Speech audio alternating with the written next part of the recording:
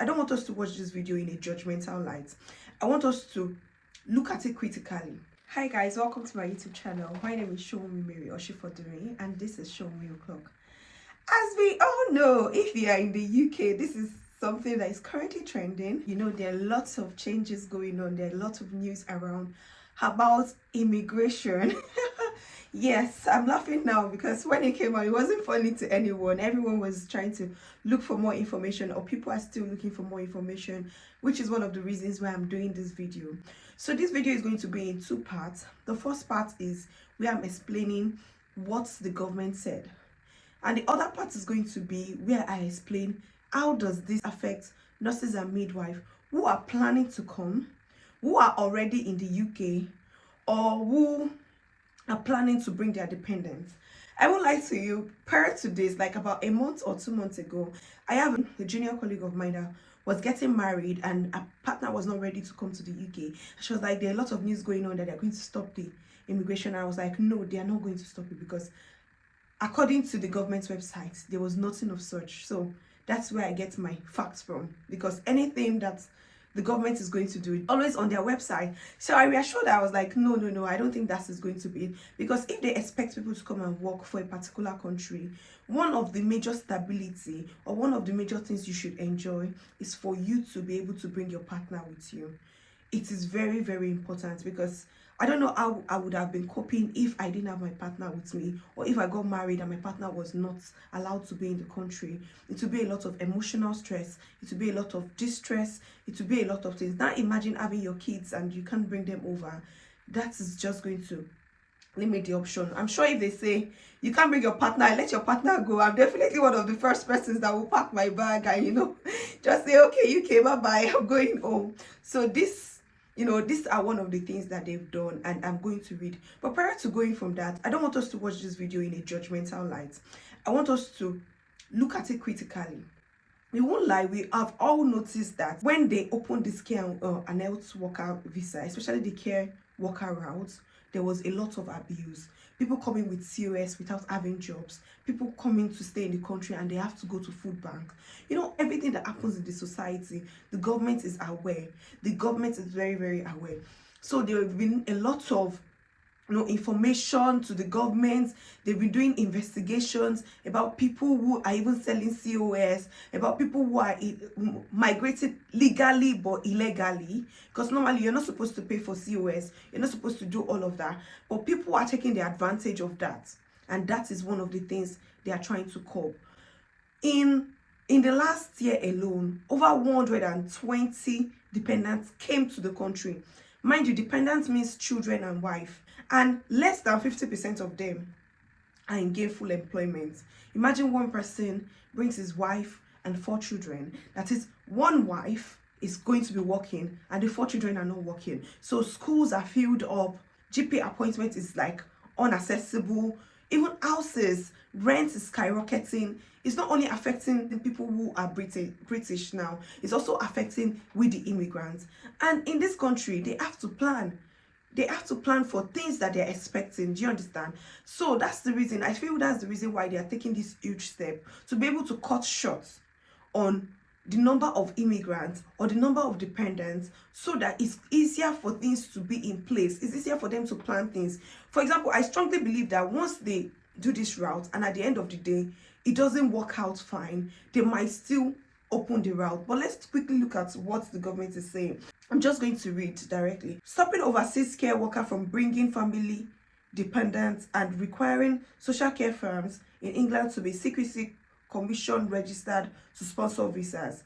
Last year, 120 dependents came in via this route. So what they're saying is that not all care homes that issue this certificate of sponsorship actually are CQC regulated. There are a lot of domiciliary homes, there are a lot of private, that are not CQC regulated.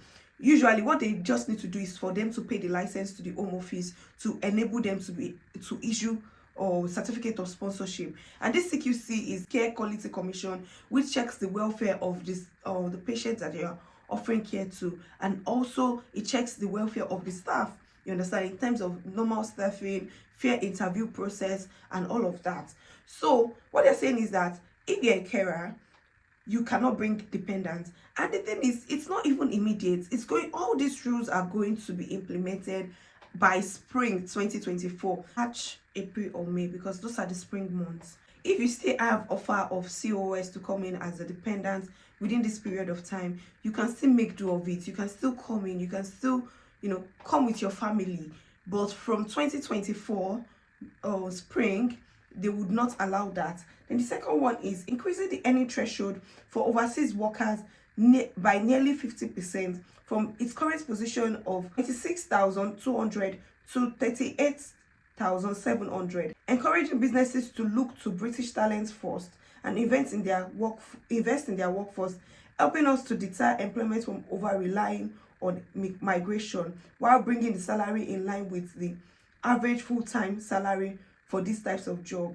The government will also increase the minimum income required for British citizens and those who are settled in the UK who want to bring their family members to join them. So now, this is not only about you who is an immigrant, it's also affecting British citizens. If you want to come in with your family, you should be earning at least 26,200. This is to cover your expenses, what they think that you need to be able to run your family. But we all know inflation is on the rise. Everything is expensive. And then they've now moved it to 38,700. This means if you're not earning up to 38,700, you won't be able to come into the country as an immigrant. So this doesn't only say about health and care social workers alone. It talks about everyone. People get other jobs that are different from health and care, like maybe tech roles, different international roles that would normally migrate you and your family. But what they are saying is that if the company cannot offer you a payment of 38,700, then you would not be able to come into the country. To be honest, that looks outrageous, because even as a band 6 midwife, you're not earning 38,700. So who is going to be this cutoff line? Imagine, that's quite funny. But they're even saying that even for British citizens, we are an increase in the amount you should be earning before you are able to bring any family member. The third one is we'll reform the shortage occupational list into an immigration salary list. We will end the 20% going rate salary discount for shortage occupation, and we would ask the Migration Advisory Committee, an expert independent panel that advises the government on immigration policy, to review the composition of this list in line with the increased salary threshold. So all these jobs on the shortage occupational list will be converted into an immigration salary list. So maybe there will still be an occupational list, but there would be at least an amount you should be earning on the immigration salary list. What I think is that from this 38,700, maybe they are looking into it that, for example, a care worker, I don't know if a care worker is earning 38,700. So like a care worker now, maybe on the immigration salary list, you can have that, oh, care workers should earn at least this amount. Oh, bankers should earn at least this amount. Oh, technical bros should earn at least this amount.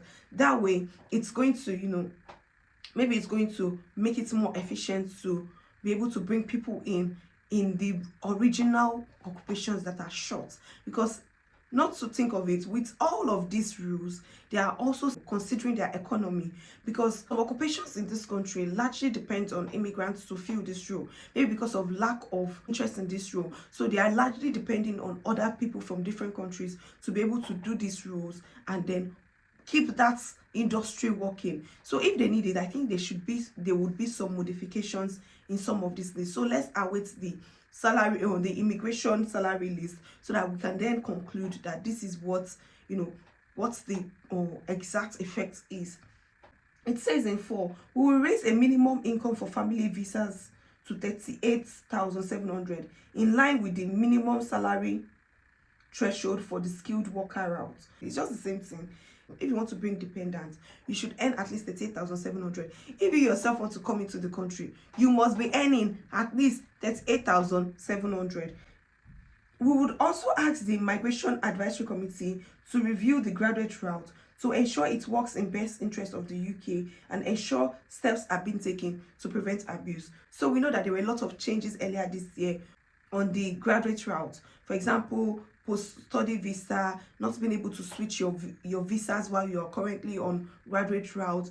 All these type of things are things that have been on ground. For example, not being able to even bring a dependent if you are coming to the UK as a student. So this is supposed to take effect in January 2024. So all these things have already been in line with that, but they will still try to review as much as they can to make sure that people coming to study, people coming to work do not affect negatively the country. Do you understand? It doesn't affect the interest of the country. It still preserves the best interest of the country, because it still allows their people living in the country, whether immigrants, whether British citizens, to be able to have an upper edge or create a safe community for them. Because obviously, if there's so much stress on the housing system, there's so much stress on the job system, there's so much stress on everywhere, even the people who are the owner of the land may even suffer.